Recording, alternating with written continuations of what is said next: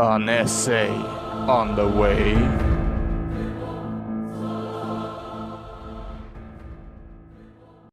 Welcome back to my channel. I'm the Historian, and this time I'm back with another essay. This time it's an examination on changing processes, selection 2, meaning there were two different selections you can make when you made this examination, and I chose number 2. Doesn't really mean that much for you guys. It just meant I did it on maps over Stockholm and not videos. It seemed a lot easier.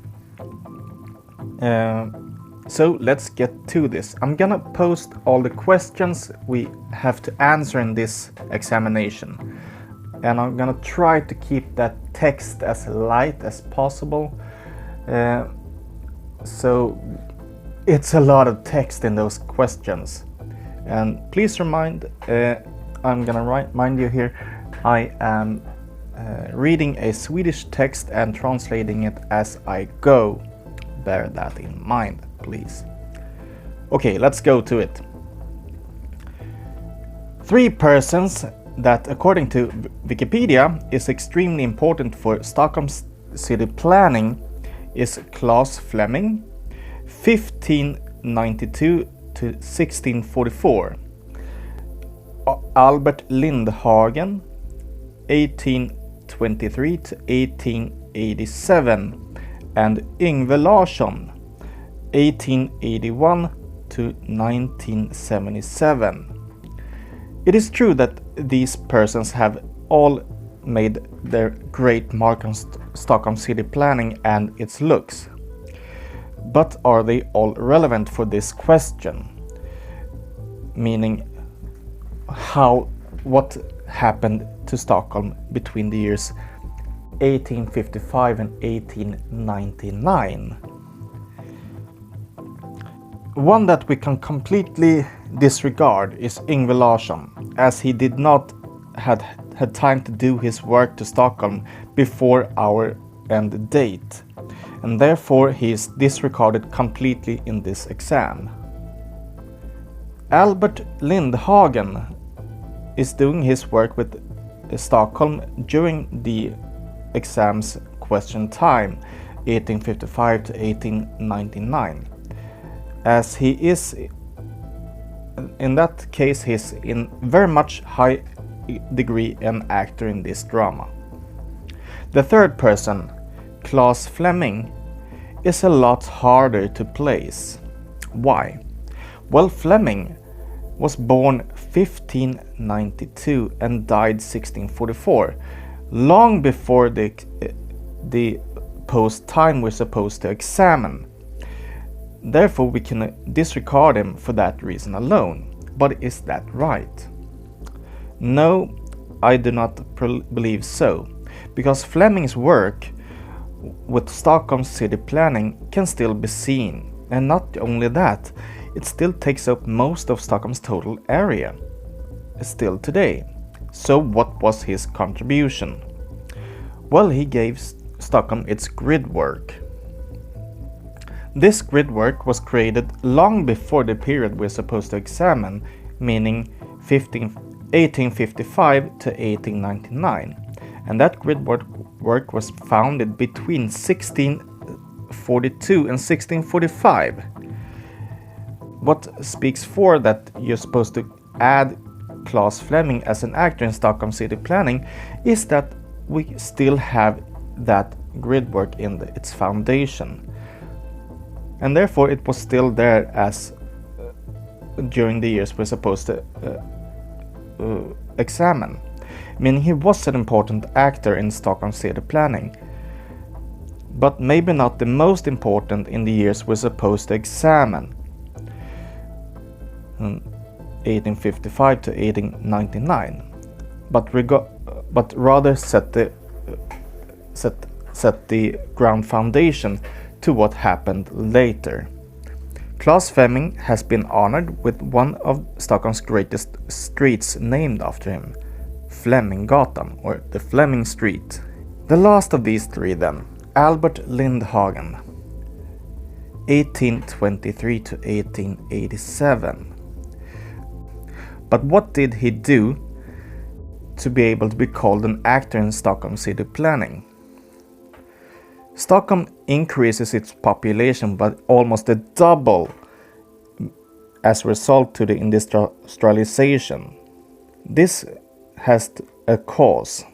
The people gets extremely crowded, and that gives a lot of problem with water, both attaining clean water to drink and disregarding waste. Therefore, some facilities like Stockholm's first water cleaning plants are founded in Eriksdal. We can see on the maps that they are just about empty on houses before the water plant is founded. Several of those buildings are still standing today. Albert Lindhagen's greatest project was around Stockholm city planning is the Lindhagen's plan. Albert Lindhagen led a committee that was supposed to oversee Stockholm city planning. The Lindhagen plan was never in its whole carried through. Only parts of it was carried through between the years 1817 and 1880. After hard battles and hard demands, the Lindhagen plan and a map of its vision over Stockholm over the years 1830 and a map over Stockholm 1833. But why did he choose to do this, and why at this time? The answer to these questions are spelled industrialization. At this point, the industrialization had come on a broad front to Stockholm and Sweden. This made the city crowded, which caused a lot of problems with diseases, primarily cholera, a severe stomach disease that gives severe diarrhea, so bad it was common that you died from them.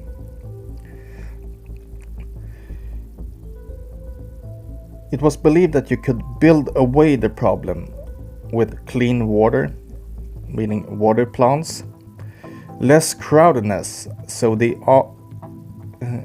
increased the city's total area and therefore created more space for heavily increasing population. All this can be read on Wikipedia on Lindhagen plan.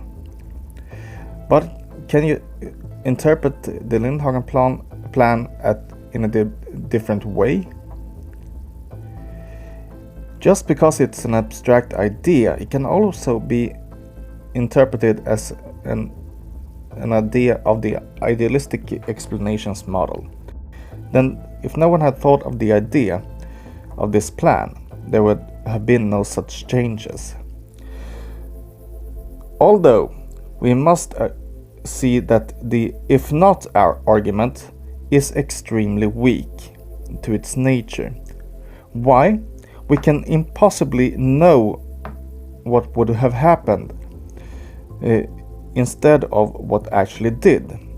Therefore, the if not argument is so weak we should almost completely disregard it as it's not by itself built on facts, but on its nature built completely on pure assumptions.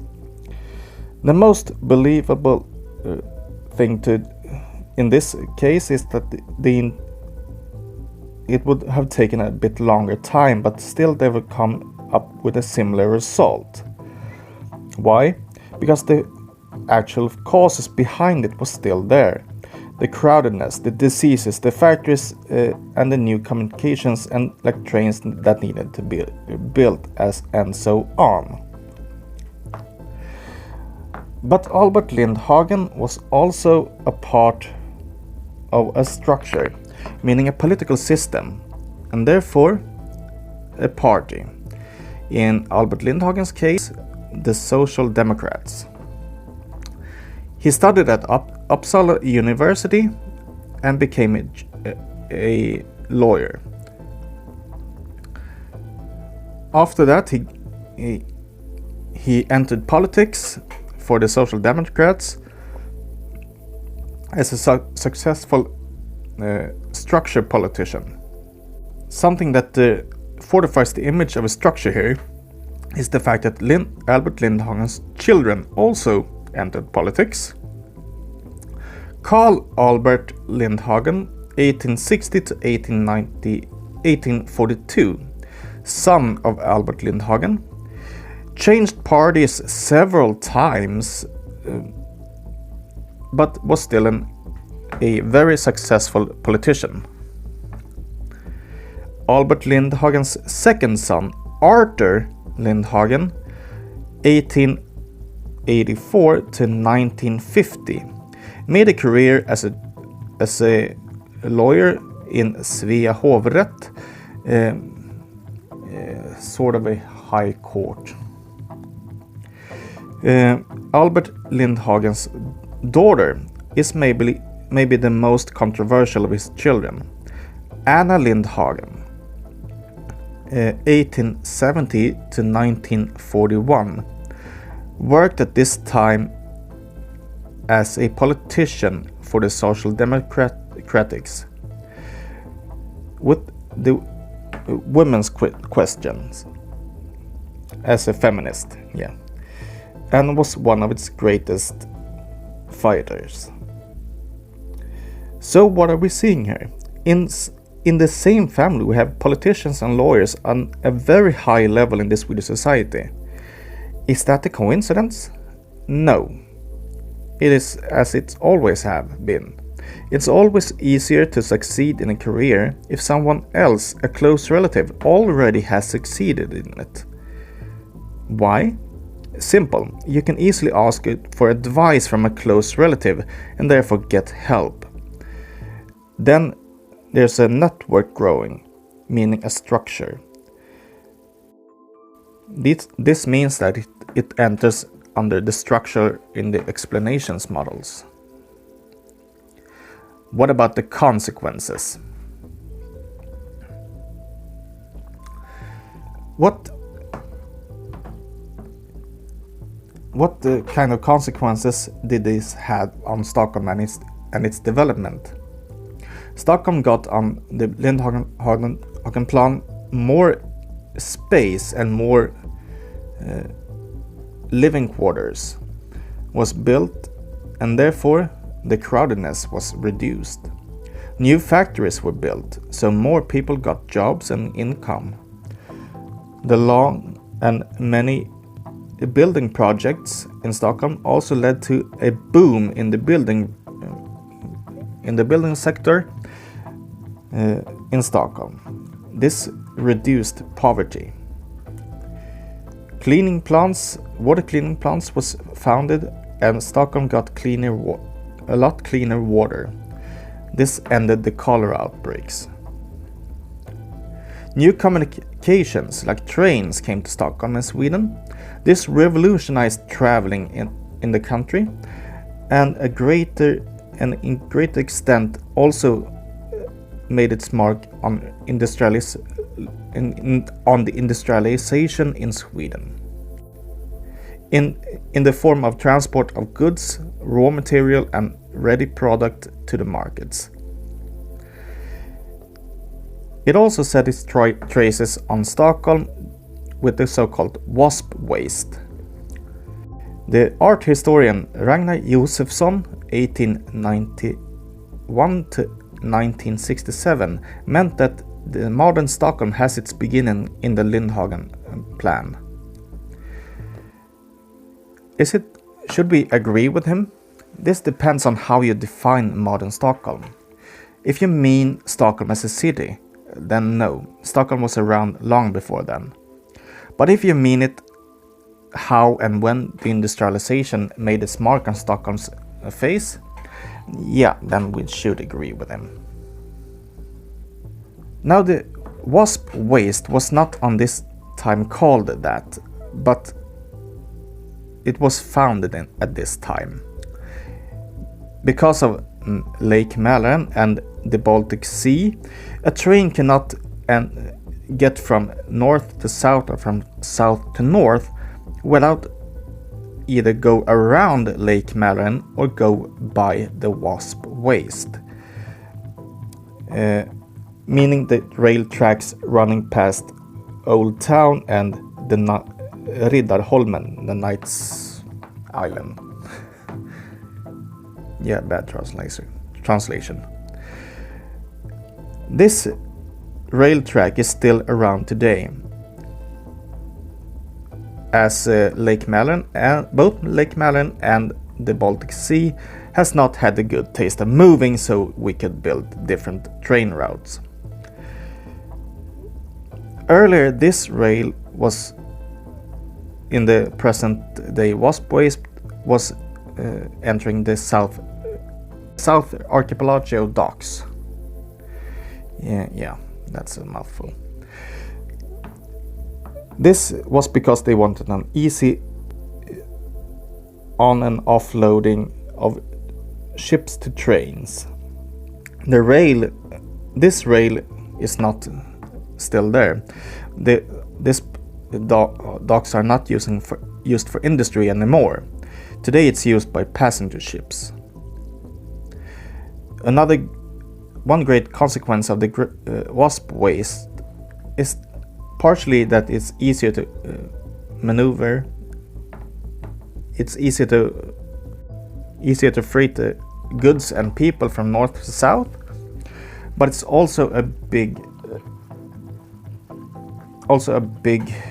building site of train traffic in the middle of central Stockholm, as is still a part of it today.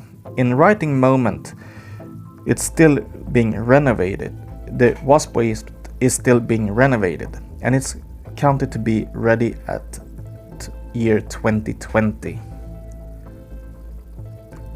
The most interesting perspective of how Stockholm has been developed from 1899 to today can be seen on Stockholm in a bird's perspective, meaning the whole city at once. But why is this so interesting? Well, because here we see how much larger Stockholm is today, countering 1899. Stockholm has grown by the bursts and is still doing it today. For example, year 1890, meaning 9 years before the extended year 1899, Stockholm had about 224,000 citizens in the inner city. But year 2010, it is 315 citizens in the inner city. One effect of this can be seen on the city part Stadshagen. This city part is completely occurred after year 1899 as a following cause of the increasing population. This is called closification of the city. Bad translation, yeah. That you take the green areas of a city or different kind of land and build houses on them. If you look down on a detailed level, you can see that they have chosen to keep older names of city blocks, but chosen to remake parts of it completely. On the other location, they've chosen not to do this. Why they've chosen to do this in this area is almost completely impossible to say just on a map. one possible thesis is that they saw the older system as impractical. Stockholm's future. 4 numbers is of a great interest to look at this. And it's the statistic you can find on stockholm.se. And it's the following numbers. Year 1890, 247 citizens in the inner city and 399,000 citizens in Stockholm County. 2010, 315 citizens in the inner city and 2,058,000 citizens in Stockholm County. This is the effect of industrialization. You can see this best on a different map than the ones we have been given, meaning the SL map and its lines. And the SL is the local transport company, okay? Why that? Well, Stockholm has grown so much in population because of the industrialization. Therefore, it was demanded more communications for people to be able to get to and from a work. The city was spreading and the distance increased, and people used the new communications. More people moved to the city to get work, and the need for living quarters and businesses with works had the consequences that more land was used, and therefore the distances increased more, and more people needed to go with these communications, and therefore the demand was increased even more. Today, you'd speak of yourself as a Stockholmer, even if you don't live in the inner city. You can live several miles outside the city and work several miles on the other side of the inner city and still be regarded as a Stockholmer. Why? Because the city core, the inner city, has lost a lot of its importance because of these new communications. It's so much easier today to get to and from a work. You don't need to live right next to your work anymore. So what does this say about the future? The tendency is that Stockholm is going to grow, just like the industrialization is pointing at, and increase in population. But the industries themselves has already moved outside the city core. The tendency here is that you're moving the industries further from the core and the living quarters, but on a comfortable commuter distance. This distance is probably gonna increase due to newer and more advanced technology. But something that speaks against this thesis is that it's completely impossible to say what is going to happen, although the tendencies are speaking its own clear language. And that was it, people. Please tell me in the comments what you think of it. And of course, give me a thumbs up, like the Facebook page, subscribe to the YouTube channel, and I'll see you later. Bye bye. Thanks so much for watching. Like and subscribe.